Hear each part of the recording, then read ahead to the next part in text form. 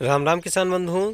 गेहूं में जिद्दी मंडूसी जो ये होती है, जिद्दी मंडूसी हो या फिर पर्वतीय जो इस तरीके से फूल आते हैं, इन दोनों का ही सबसे ज़्यादा प्रकोप होता है और ये गेहूं का बहुत ज़्यादा ही नुकसान करते हैं। लगभग 25 से 30% उत्पादन का नुकसान कर ही देते हैं।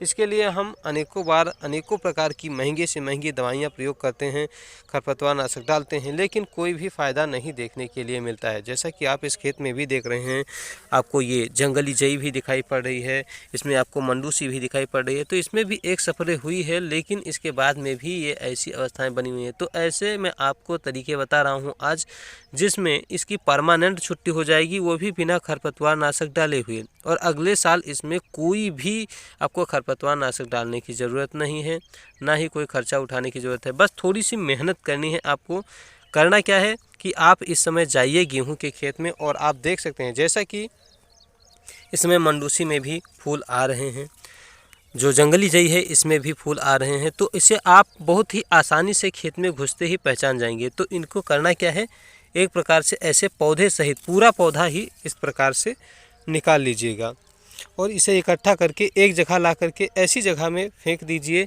जहाँ पर कोई इसे खा ना सके। इसी प्रकार से इस जो जंगली जई है इसे भी ऐसे उखाड़ लीजिए। अगर आप ऐसा नहीं कर सकते हैं तो इसकी जो फूल अवस्था है या ये जो निकल रहे हैं, इन्हें ये आप ऐसे ऐसे उखाड़ लीजिए। अब ऐसे में क्या होगा कि इसके बीज नहीं तैयार हो पाएंगे और ये बहुत आसानी से ही निकल आएगा। इस समय आप देख रहे हैं कि इसमें फूल आ गए हैं और इसमें भी पॉलिनेशन की क्रिया चल रही है। तो इसमें अब बीज बनने की जो प्रवृत्ति है वो शुरू हो चुकी है। तो ऐसे में फूल बनने और बीज बनने ही ना दिया जाए, इसके लिए हम इसे ऐसे ही ऐसे उखाड़ सकते हैं। तो अगर जड़ से उखाड़ते हैं तो थोड़ी ज़्यादा मेहनत का काम होगा, और इस तरीके से अगर आप आधे आधे ही उखाड़ते हैं तो बहुत जल्दी से काम ये हो जाएगा। अगर इस तरीके से हम जो है सारे जो मंडूसी हैं या जो पर्वतीय जो है इसे हम निकाल लेते हैं और एक जगह ले जा कर के एक गड्ढे में दफना देते हैं, क्योंकि किसी पशु को खिलाओगे या कोई जानवर खाएगा, लैट्रिन करेगा, गोबर आएगा, उससे जो है ये फिर आ जाएंगे, बीज इसके ख़त्म नहीं होते हैं।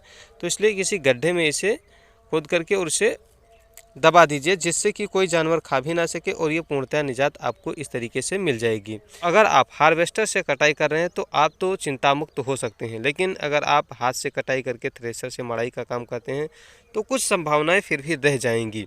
हार्वेस्टर कोई बीज लेकर के नहीं आता है जब भी कूदता है, लेकिन जो थ्रेशर चलता है उससे कुछ बीज जो है वो आने की संभावना रहती है। ये एक बहुत ही साइंटिफिक तरीका है और इस तरीके को हम लोग भूल चुके हैं और ये तरीका हमें अपनाना चाहिए, जिससे कि जो है मंडूसी से और इतने जो बड़े बड़े अमाउंट में हमें पैसा खर्च करना पड़ता है खरपतवार नाशक पर, उससे हम निजात पा सकें। तो ये एक बहुत ही तरीका, अच्छा कामयाब तरीका है, जिससे हम जो है मंडूसी और इस जंगली जई से निजात पा सकते हैं।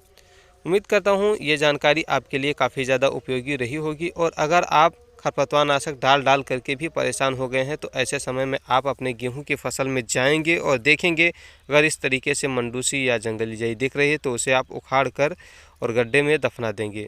और ऐसी ही जानकारियां मैं आपके लिए बराबर लेकर के आता रहता हूं। तो मेरे मोटिवेशन और अपने नोटिफिकेशन के लिए चैनल को सब्सक्राइब करके बेल आइकन पर प्रेस जरूर कर लीजिएगा। मिलते हैं अगली वीडियो में।